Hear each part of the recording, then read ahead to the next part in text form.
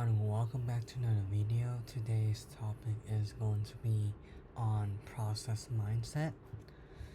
Um, the basic idea is that almost everything that we do can be viewed as a process.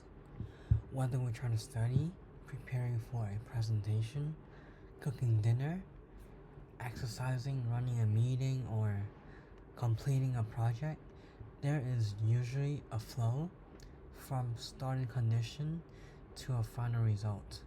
And we can break down into 5 parts: exit criteria, input, activity, output, and exit criteria. So understanding these 5 parts help us to move away from just simply asking, did I work hard enough? Is this one good or not? And starting to ask a better question: is my process actually working?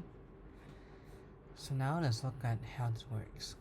Everything can be seen as a process. A process is basically a repeatable way of turning a starting situation into a result. So think about something as simple as cooking, right? Before you start, certain conditions need to be ready. You need the ingredients and the equipment, and then you perform the cooking activities. You produce a meal, and finally, you decide whether the meal is actually ready to serve. And that's already a process.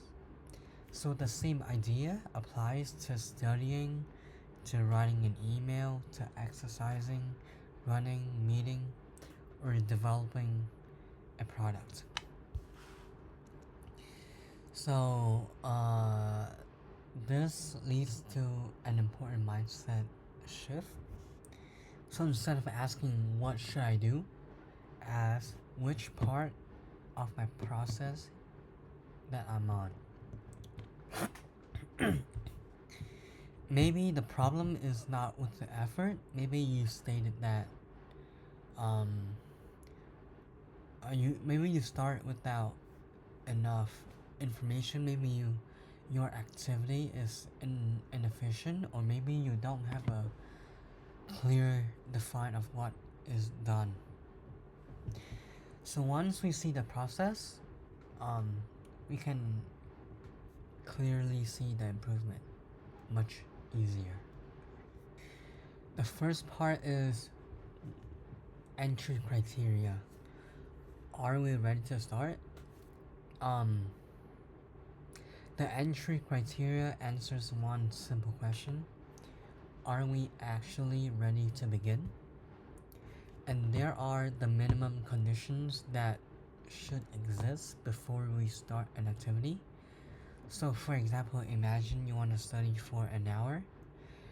Your entry criteria might be, you know which chapter you have to study, your notes are ready, your phone is away, and now that you have an hour of free time available.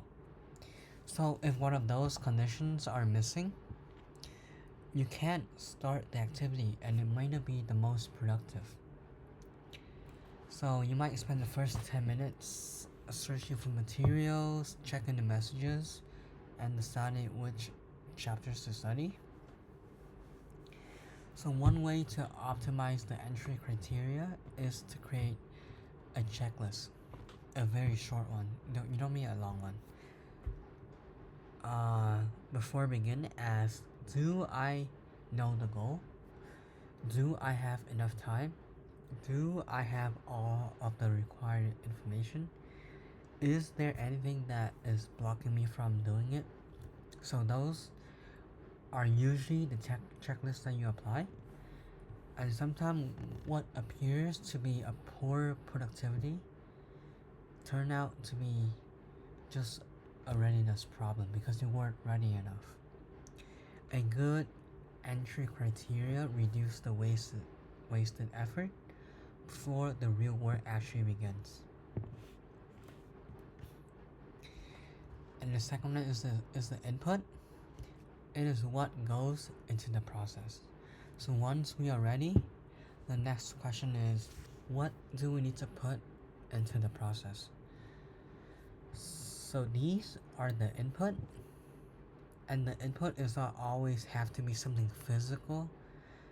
So for example, in a meeting, the inputs might be the agenda, the supporting data, the prepared participants, or just people in general. So those are the input. So we can summarize this with the simple idea. The weak input usually creates a weak output.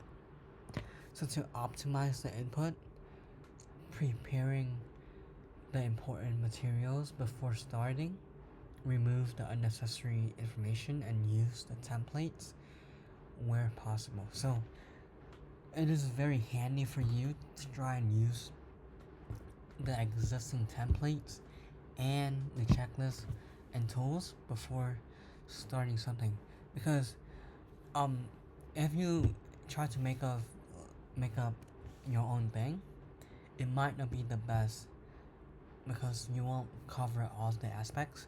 But if you use a template, an existing template, or you make a checklist, you ensures that all of the aspects and information are covered, which doesn't leave any gaps for missing information.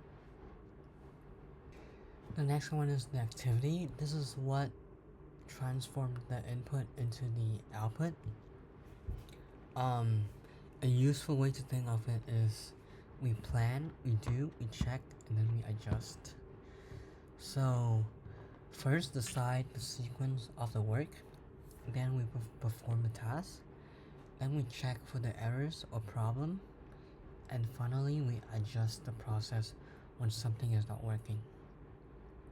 A good planning strategy that I usually use is to make a table of the matrix of the value versus effort.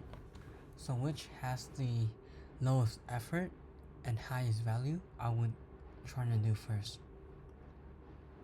And then when optimizing an activity, we look for the ways. Are there any unnecessary steps? Are you constantly switching between the different tasks? And are you repeating something that could be automated? So those are the questions, the example questions that you can use. Instead of answering, emails every few minutes throughout the day, you might want to group them into uh, 2 or 3 dedicated periods, and that reduces the time of checking emails and answering them. And there is another important point. So if someone repeatedly get a poor results, we often assume that they have a pretty bad discipline. But something is about that they don't have the sequence, they don't have the process mindset. So the work is not organized. So we improve the process, and improving it can sometimes be more effective than just simply trying harder. Sometimes your problem is just with the with the process. So the fourth element is what should come out. The output is the actual results that is produced by the process, and this is where we need to distinguish between the activity from the achievement. So let's just imagine someone that says, I studied for 3 hours. That tells us the effort, but it doesn't tell us what they have achieved. So for example, someone might say, I have completed like 3 chapters, 20 practice questions, and identify 6 mistakes. Now that the results is visible, A useful output should normally be a clear, measurable, and usable by the next step in the process. One way to improve the productivity is to define the expected output before starting. So you should ask yourself, when I finish this activity, what exactly should exist that does not exist before? And that question keep us on focusing on the results rather than just the effort. Because keeping ourselves busy can sometimes make me think that we have achieved um, a high level of productivity, which sometimes can be true, but sometimes can be not. And the last part is the exit criteria. Um, so the exit criteria answers one question: when can we confidently say that this process is finished? So this is important because done should not simply means that we feel like it. There should be some kind of standard. So without an exit criteria, two problems can happen. First, we might stop too early and leave the incomplete work. Or second, that we may continue to do something over polishing it, making it a waste of time. Let's take exercising as an example. So a workout might be considered complete when the plan sets are finished and your technique is acceptable, and you complete your cool down and then you record the results. So at work, exit criteria can also mean the document is complete, checked, stored correctly, and shared with the right people, and ready for the next step. And this is quite similar to one of the videos that I mentioned, the definition of done. It's basically the same idea with different names. And lastly, how to optimize daily life with this 5 step lens. So now let's combine everything that we use into a 45 study session. So first, entry criteria. We choose a chapter, put the phone away, and turn on a timer. Next is the input. You need your textbook, notes, practice questions, and maybe music for me to concentrate. And then you have the activity. This is where you read the materials, attempt to do the questions, mark the answers, correct the mistakes.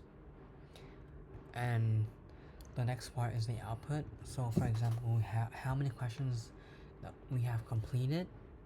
For example, 20. And then the exit criteria would be that I understand the mistake that I make and I know what topic should I study next.